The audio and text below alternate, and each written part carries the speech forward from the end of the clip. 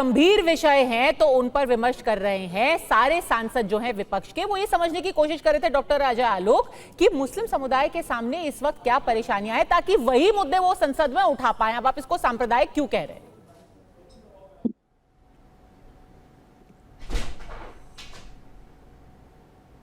Doctor Ajay Alok, अगर मदनी साहब के साथ मीटिंग कर रहे हैं, वो तकलीफ क्या है? बहुत क्लियर है कि संघ प्रमुख जाते हैं।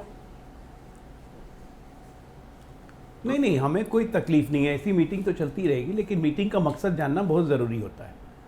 यहाँ बैठा हुआ हर व्यक्ति सहमत होगा कि हाँ ठीक है, भारतीय जनता पार्टी को मुसलमान वोट नहीं देते हैं। यहाँ हर बैठा हुआ व्यक्ति सहमत होगा कि संघ को मुसलमान पसंद नहीं करते हैं। उसके बावजूद भी संघ प्रमुख ऑल इंडिया इमाम की बैठक पे जाते हैं। अंतर धार्मिक सहयोग बढ़ाने और राष्ट्र मजबूत हो, राष्ट्र के निर्माण में सबकी भूमिका हो और राष्ट्र के लिए सबको साथ लेके चलना है। मोहन भागवत जी का वो पर्पस डिफाइंड है जो सब कोई समझता भी।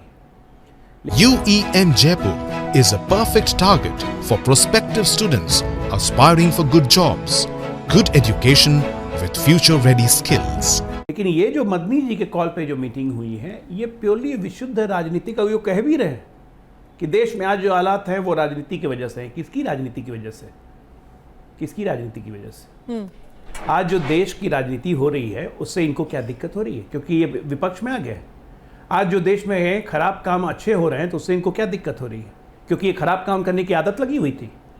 आज अगर धारा 370 हटता है कश्मीर से, कश्मीर भारत का एक अंग हो जाता है, 2 संविधान 2 निशान नहीं होता है, उसमें इनको दिक्कत है। आज 3 तलाक हटाया जाता है, उसमें इनको दिक्कत है। आज वक्फ की संपत्ति जिस पे कुंडली मार के देश के चंद 200 मुसलमान, मैं बार बार कहता हूँ देश के 200 मुसलमान बैठे हुए हैं, जिससे आम मुसलमानों का कोई भला नहीं हो रहा है। ये हमारे जियाउर रहमान बर्क हैं, इनकी संपत्ति तो संभल में आपका चैनल दिखा चुका है, जो इन्होंने वक्फ की ज़मीन कब्जा कर रखी है। तो ये वक्फ की ज़मीन के कब्जे से नहीं निकल जाए और देश में कैसे राजनीतिक लोगों से मुकाबला करें, इसके लिए ये बैठेंगे, उसके लिए मुसलमानों को भड़काएंगे। तो ये एजेंडा साफ दिखता है। ये एजेंडा क्या है?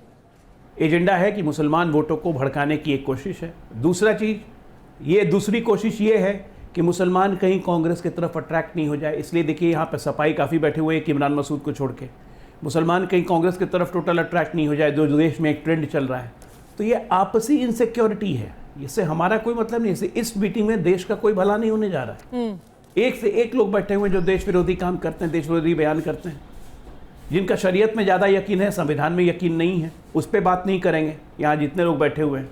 अगर आप इनसे पूछ दीजिए कि पहले संविधान या पहले शरीयत, तो गोल गोल जिलेबी बनने लगेगी। तो ये एजेंडा बहुत क्लियरली डिफाइंड है। इस एजेंडे में नरेंद्र मोदी के प्रति, भारतीय जनता पार्टी के प्रति नफरत छुपी हुई है। देश से इनको कोई मतलब नहीं है, सौहार्द से इनको कोई मतलब नहीं है। किसी तरह से मोदी को हटाओ, कैसे हटाओ, नहीं हटाओ। और कांग्रेस, आप इसमें नफरत क्यों देख रहे हैं? अगर समाजवादी पार्टी और कांग्रेस के सांसद कोई मीटिंग करने जाते हैं, आप कह रहे हैं कि वो अपने वोट के लिए कर रहे हैं, वो मोदी विरोध में जा रहे हैं। अगर संघ प्रमुख करते हैं, आप कह रहे हैं वो सामाजिक सौहार्द के लिए कर रहे हैं। दोनों तरफ सामाजिक सौहार्द ही एक इंटेंट हो सकता है ना।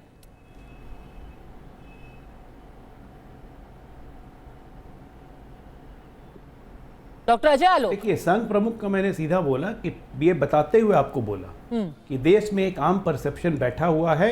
जी पंजा जी, मैंने संघ प्रमुख के बारे में क्लियरली स्टेट किया कि देश में एक स्टैब्लिश परसेप्शन है कि मुसलमान आरएसएस को पसंद नहीं करता है, आरएसएस मुसलमान को पसंद नहीं करता है। इस धारणा को तोड़ने की कोशिश अगर मोहन भागवत जी करते हैं, अंतर्धार्मिक सौहार्द बढ़ाते हैं, तो उसमें गलत नहीं है। लेकिन ये दूसरी मीटिंग जो हो रही है और जो तीसरी मीटिंग यहाँ बिहार में भी हो रही है, ये दूसरी मीटिंग का एजेंडा क्या है? इस मीटिंग का एजेंडा है कि वक्फ की संपत्ति में कैसे और हम लोग प्लानिंग करें, कैसे क्या करें, SIR रिवीजन लिस्ट में जितने करेक्शंस होंगे उसको कैसे काउंटर करें। एक पर एक चीज़ है ना, ये लोग को आदत पड़ गई है, बेसिकली इनकी गलती नहीं है।